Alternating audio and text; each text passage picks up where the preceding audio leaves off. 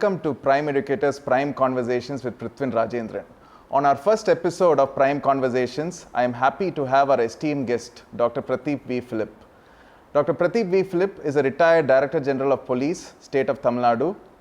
He has had an outstanding career and has won several awards and accolades, and has also faced many near-death experiences. Dr. Prateep V Philip is a distinguished Gurukul Chevening Scholarship holder for leadership and excellence, and he studied globalisation at the London School of Economics and Political Science. He has also founded many movements. One notable movement is the Friends of Police movement, for which he has won many awards, including the Queen's Award for Innovation in Training and Development, as well as the SKOCH Gold Award. It is one of the highest independently institutionalized civilian honor in India. Sir, I am very happy to have you here with us today. Thank you, Prithvin. It's a pleasure. Look forward to this interaction. Sir, you're the survivor of two near-death experiences. How did you manage to survive these ordeals? So that's a question I am regularly asked. And my book, Fillipisms 3333 Maxims, starts off one chapter, Life, with the maxim that death and near-death experiences teach us lessons that life cannot. And so I learnt a lot of lessons by these near-death experiences. And you cannot plan for a near-death experience. So you do not know when it is going to hit you, when it's going to happen. And the way it happened to me, once I was drowned to death in the sea while on a picnic with my boss or the district SP. And then he found me, lifeless, with no breath, no pulse, cold body, dead as a fish. And somebody carried me on shore and said, his life is over, story is over. Then that man, my boss, he shouted, "Oh God!" And I think it was God, who gave him the confidence that he can somehow revive me. So he did CPR, first time in his life. And after a long while, the breath came back and I began to breathe, and then I became conscious. That was first experience. Second experience was after another year and a half or two, I was leading the former Prime Minister Rajiv Gandhi down a red carpet when world's first human bomb exploded. That was the first time a suicide killer had strapped a RDX bomb packed with 1 kilo or thousands of shrapnel, so that it increases the lethal impact. And she pulled a trigger, toggle switch on her waist to detonate the powerful bomb.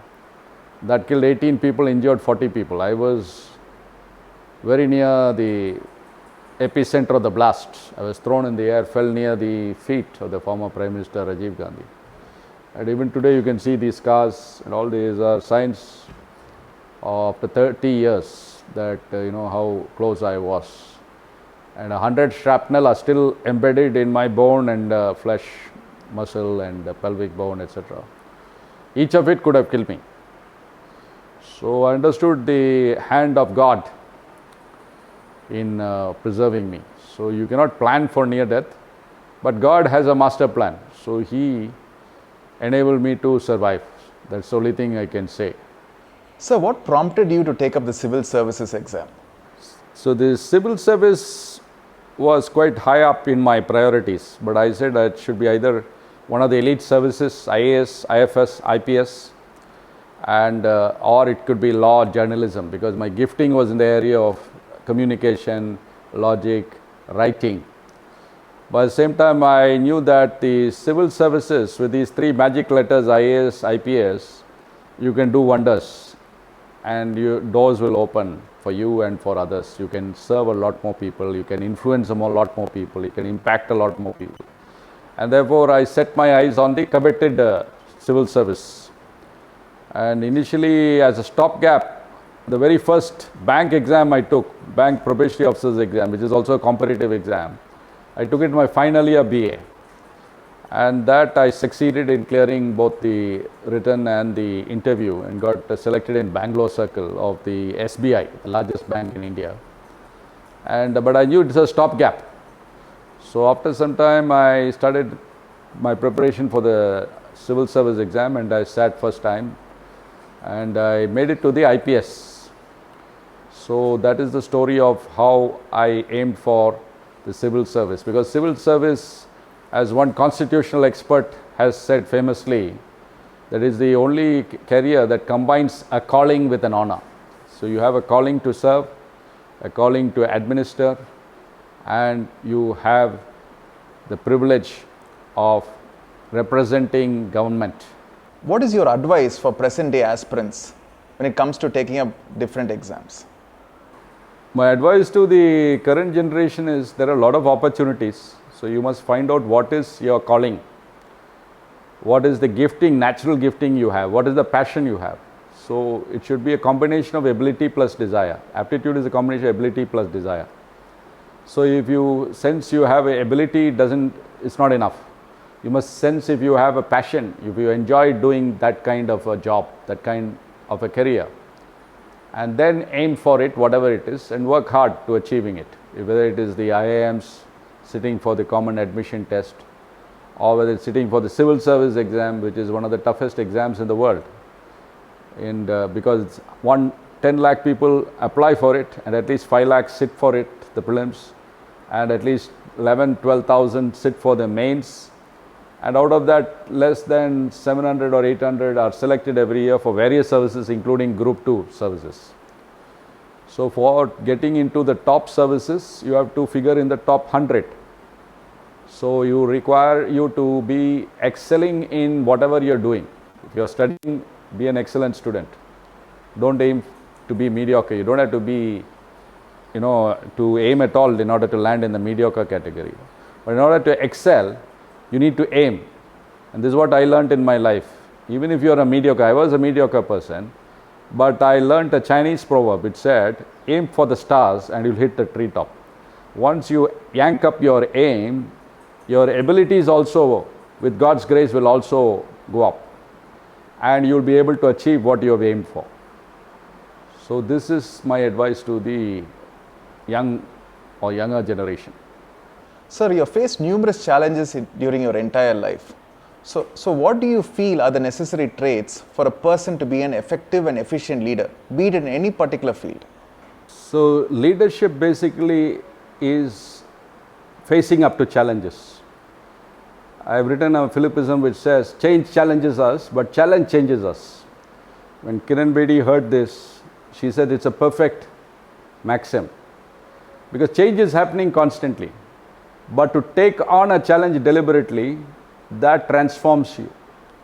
So always you must be expanding your horizon, expanding your knowledge.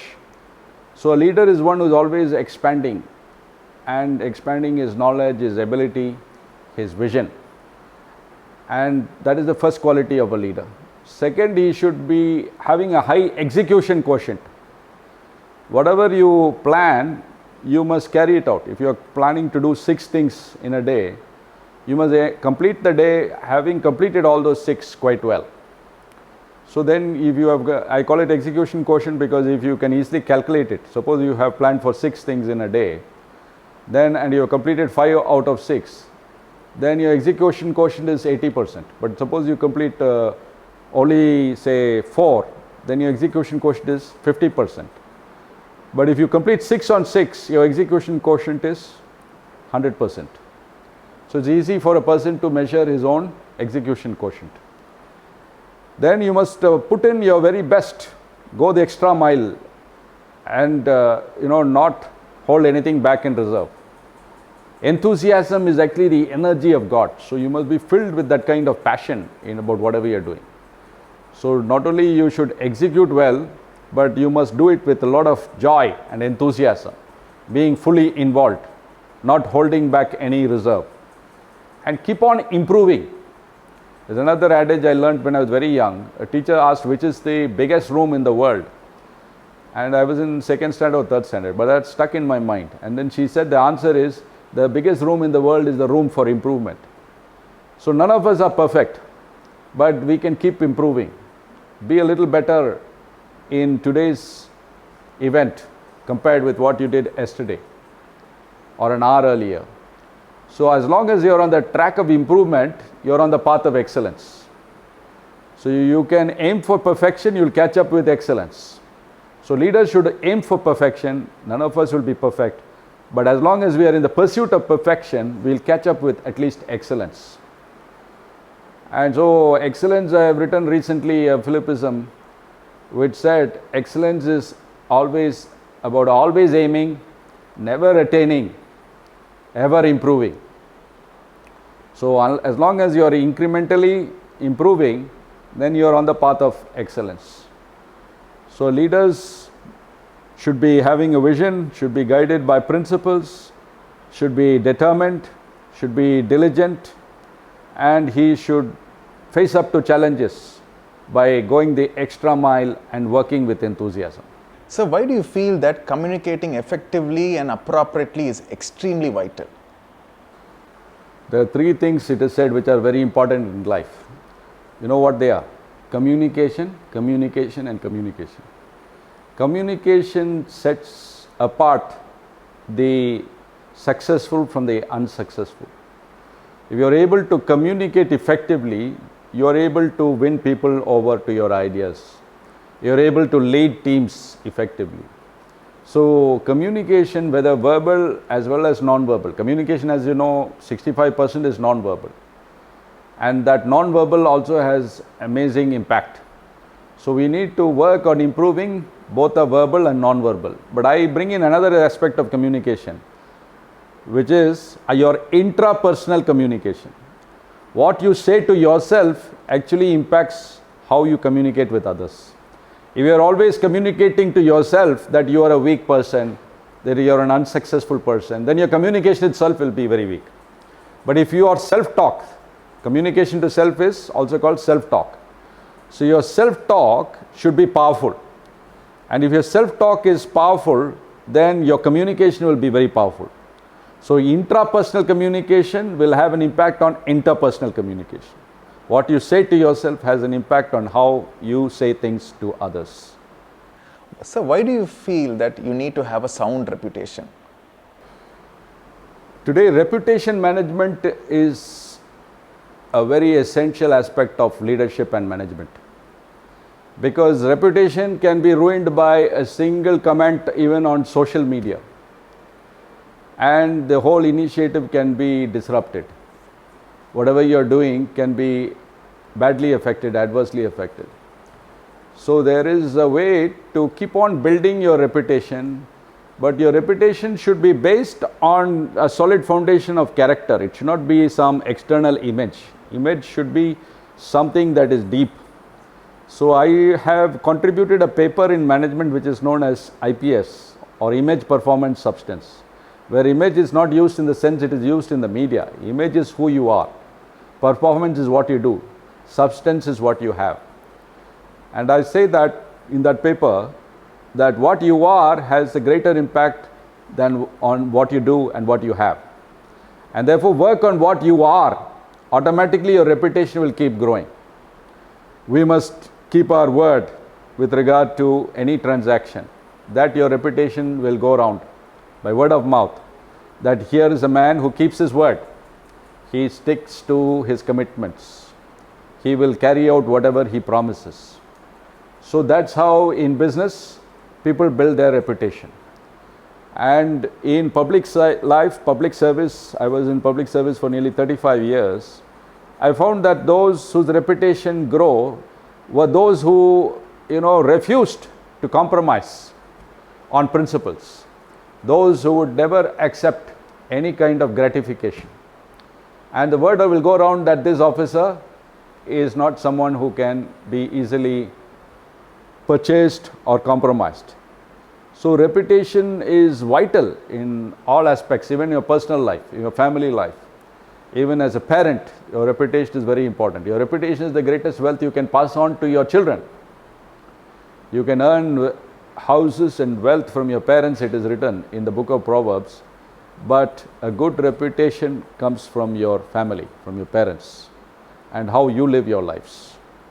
So you say that your life represents the acronym FAST or FAST. What does it mean? Yeah, F stands for founder. I am a founder of Friends of Police. Excitomics, equilibrium thinking initiatives. I am an author. I have authored 4 books so far, and 28 are just edited and in the pipeline. And this book, Fillipisms, 3333 Maxims, is the 4th published book. S, I am a speaker, as you know, and T, which is the foundation of all the other 3, I am a thinker. So as a thinker, I have created this thought process, EQ thinking or equilibrium thinking. So you're a profound speaker on equilibrium thinking and Excitomics. In what way is equilibrium thinking different from your regular thinking? So equilibrium thinking is a simplification of human thought. So far, different schools of thought are there. Positive thinking, and there is some people also talk about negative thinking. Then they talk about optimistic thinking, and De Bono's lateral thinking, which is about creative thinking. So I've combined all approaches in the history of thought into just 2 strands. Be at it, which is the positive strand, continually reinforce the positive. And the second strand is beat it, which means beat the negative. So negative thought process. So it is like the 2 poles of the earth, or the 2 charge points in a battery, plus and minus. When you have both in juxtaposition, it creates equilibrium. The cool word for it is EQ thinking, the shortened version. So equilibrium thinking actually has the merits of positive thinking without its demerits. See, positive thinking can lead to delusionary thinking. You can keep on saying I'm improving in every way without actually improving, and you can delude yourself. Like even books like The Secret, actually I have found in real life, it has deluded many young people to take the wrong decisions. They follow an illusion. A student who is studying law suddenly says, I'll drop law and go and do music, causing great loss to himself and his family. In some cases it might work, some cases it might not work. Then lateral thinking, as a police officer, I found the biggest instance of lateral thinking is the 9/11 attack on the Twin Towers, or the human bomb attack, assassination of Rajiv Gandhi. So lateral thinking without an ethical component can be misused by criminals and terrorists for nefarious purposes. While equilibrium thinking brings in ethics, opposing ethics, and you're continuously imbibing the positive and reinforcing it, continuously weakening the negative and negating it. So this creates tremendous creativity in the human mind, because it's a swirling of opposites in the human mind that leads to creativity, according to a Nobel Prize winning physicist, Niels Bohr. So there is a lot to say that equilibrium thinking is a new, simple, comprehensive thought process which the entire world can benefit from. It can help students be better at their studies, it can help parents be better at parenting, it can help professionals be highly productive, it can help creative people be even more creative, it can help leaders be more ethical, it will improve decision making. So in 360 degrees, this simple thought process, be at it, beat it, is a key to the human mind, and it can trigger change from deep within. It's a process and a program for reprogramming a human mind. So it is like the Windows for the human mind. It's a software for the human mind. It is also a binary thought process. It's the only thought process which is binary. And your subconscious actually works on a binary thought process called yes, no, yes, no. So be at it is the yes, you're reinforcing the positive. Beat it is the negating the negative. So it is also binary thought process. So because it's binary, you can combine it with anything binary. If you're walking, you can practice it with your right leg, left leg movement. Be calm, beat anger. You can practice it with cycling, anything binary, swimming, exercising in the gym. You can practice it with just breathing. Breathing in oxygen is be at it. Breathing out carbon dioxide is also a positive process through negative. So you breathe out anger, breathe out stress, breathe out fear, breathe out your negatives. So breathing with these ethical values is a very powerful process, more powerful than mere breathing exercises, which all of us know has been taught in India and other countries to be very effective. So why do you feel that organizations and corporates should start practicing equilibrium thinking? So EQ thinking or equilibrium thinking, when I taught it in one company, Carvi, it deals with the blue chip shares, mutual funds and all that. The total sales of that 100-member sales team, mostly MBAs, improved from 4 crore to 32 crores. That is a 800% improvement. So the vice president of the company wrote a letter to me after 3 months. He said, we have had many inputs from many management gurus, but it didn't produce any change in performance. But after your 1 hour session, along with the audio CD which you gave, even the average performer became a top performer, and the top performers also improved. And that's how our total sales took a quantum jump. And individually, each of these sales personnel, they went to much higher jobs with much higher pay than even their boss and me, because they developed a vision for themselves by practicing EQ thinking. So it has impact for individual employees in terms of improving their emotional intelligence. Daniel Goleman has corroborated this in his research on emotional intelligence, and therefore he says that the holy grail or the key to productivity is to find a way to improve EQ or emotional intelligence. Till now the world has spent billions of dollars in the US corporations and other places, but they have not found a way. EQ thinking actually improves multiple quotients, including emotional intelligence, and therefore it will improve productivity and profitability of companies as well as of individuals. So what is Excitomics? In what way is it an outcome of equilibrium thinking? Actually, by continuously practicing equilibrium thinking, my brain is continuously churning out new ideas. So by practicing equilibrium thinking over a period of so many years, right from the 90s, early 90s on, when I first discovered it, I find that the brain becomes a dynamo. Every movement, even a negative movement, has a positive result. So even something terrible or bad happens, you get a positive result out of it. So as I said, I went through post-traumatic stress disorders after 2 near-death experiences. But that I turned to my benefit. And I started the Friends of Police movement by learning from those experiences. Similarly, the equilibrium thinking actually led me to Excitomics after 20 years of practicing it. So I said finally that what is the way to improve ourselves is to have a discipline to study continual improvement. What is continual improvement? It's excellence. So a subject to study excellence is Excitomics. Why is it called Excitomics? Exi is the root of excellence. Nomics comes from economics. So your nomics, your numbers of whatever you're looking at, whether it's per capita income, GNP, your personal income, your disposable income, your wealth, whatever it is, or your influence, if you want to improve, then the best way is to focus on excellence. So if a whole country taught and trained through Excitomics, then the country's GNP will not grow to be 5 trillion in 25 years. It will take only 10 years. Because do you realize that all economic development takes place not due to economic factors? In this book I have written that it takes place mainly due to non-economic factors. How you think and what you believe influences what you do more than your own abilities. So psychologists have found that 80% is about mindset, only 20% is about your skill set. So what is more valuable? Your mindset, your attitudes. So Excitomics will transform people's attitudes, and thereby it will create productivity jumps. It will lead to income and wealth generation at a much higher pace than if you are focusing on a mere economic path. That's the gist of it.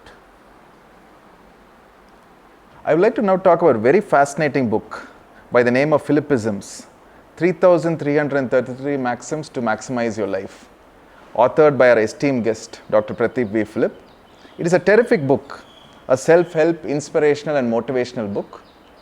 Sir, actually looking at this book, sir, what prompted you to write this particular book? I started writing Fillipisms quite young, but I started coined the word Fillipisms in the word Philip, F-I-L-L-I-P, which means encouragement, boost, stimulus. And I started sharing this at the rate of say average 1 per day over the last 10 years. So when I completed about 10 years, I compiled the entire thing which I had already shared on social media, and it got good feedback from readers. and I compiled it by classifying it into 33 chapters. So it starts with A, and it is like an encyclopedia of maxims, A to Z. Z is zeal. So it starts with attitudes, then goes to beliefs, communication, and so on, till it reaches the last letter, Z. So each chapter has 101 maxims. And any page you take, as some of my reviewers and readers say, it will give you inspiration. Each line will give you inspiration. The key to winning is firstly use the vocabulary of winning in all we think, speak and do. And secondly, to avoid the vocabulary of the loser in all we think, speak and do. So you see that equilibrium thinking, two strands. It is not only the positive strand, the need to stick to the positive, but also the need to studiously avoid the negative. So that's what this generates so many maxims. Because of my thought process, that is the root. Be at it, beat it is the root maxim from which most of these maxims have been derived. And new words, a lot of new words have been coined in this book. Like, I don't believe in religion, I believe in religion. Like here on this page, hearting is a new word, is hearing with your heart. It comes from the word heart, hearting. And words, new usages like protosynthesis instead of photosynthesis. If you bask in the light of God, who is the creator, the ultimate source of all wisdom, intelligence and creativity, then that will itself connect you with an infinite, unlimited imagination and power, and therefore you will be more creative. So protosynthesis is a takeoff on photosynthesis, but it is a different kind of light that creates these new ideas. When we shift our thought pattern, we will lift ourselves to the next level in virtually all domains. This is the last Philippism on page 214, and this talks about if we shift our thought pattern, we lift ourselves to the next domain in virtually all domains. So if you make tiny tweaks, changes in your thought process, it will have an impact in the area of your health, your longevity, your productivity. So you can stay younger for longer periods depending on how you think, because doctors have found that your heart beat is affected by your thought process. Haven't you found that when you're worried, your heartbeat goes up unusually and it becomes, and the rhythm is affected. So every thought in this book impacts different individuals at different times. So any page they open, they'll get pure inspiration. I've written on this, just taking it random. So the secret of happiness is commitment. It is the pain, discipline, effort and sacrifice of commitment that leads up to the joy of happiness. You cannot get pleasure straight away, as today's generation might be thinking. There's no instant pleasure. That instant pleasure can lead to long-term pain. But if you give it commitment, if the pain of discipline will ultimately produce the joy of accomplishment. Though the authority is derived from the written word, it is mostly exercised through the spoken word. So here I'm saying the written word, the law, gives authority, but it is exercised through the spoken word. When you declare it to yourself, when you speak a word, it has tremendous impact. The shelf life of human happiness is so low, one needs a top-up or a refill every single day. Even yesterday's happiness cannot light one's candle or warm the fickle cockles of his heart today. So it talks about human happiness needing to be topped up again and again. It's not only your cell phone that needs to be charged, but your happiness needs to be charged continually.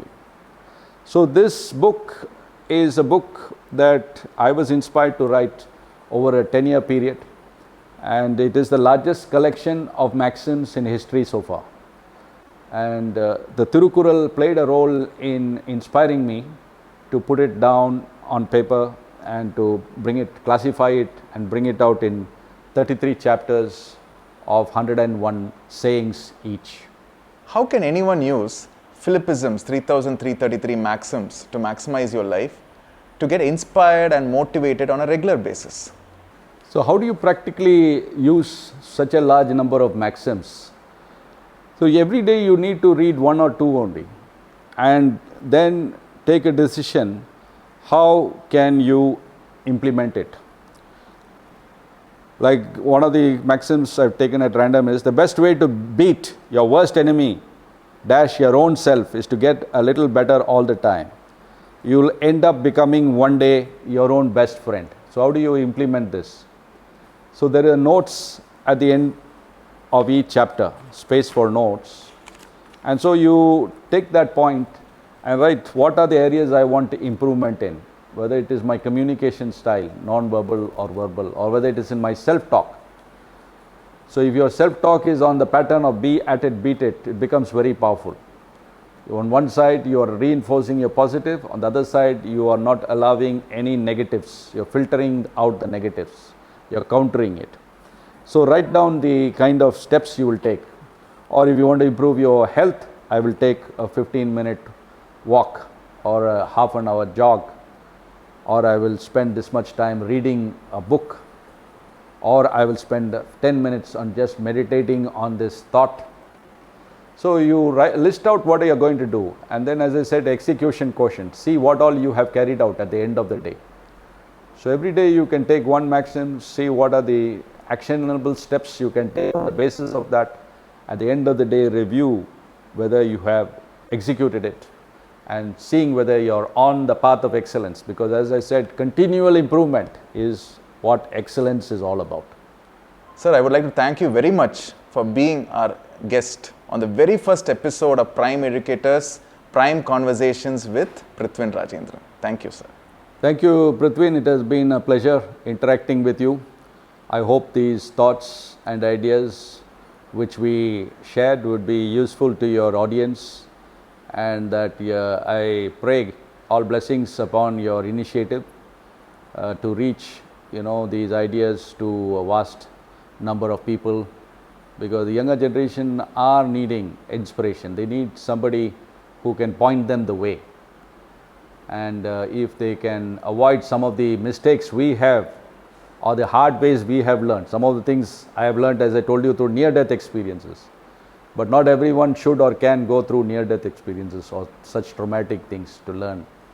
So their learning curve will be shorter, smoother and easier if they learn from the wisdom of those who went before. So I wish all your members of your audience who are going to listen to this Prime conversation as well as future Prime conversations, that they will be really primed up and prepared for the best as well as the worst of challenges in life. Thank you. So to listen to more interesting Prime conversations by Prime Educators, do subscribe to our channel. We will soon be having further episodes with similar distinguished gentlemen as well as ladies. So please do stay tuned.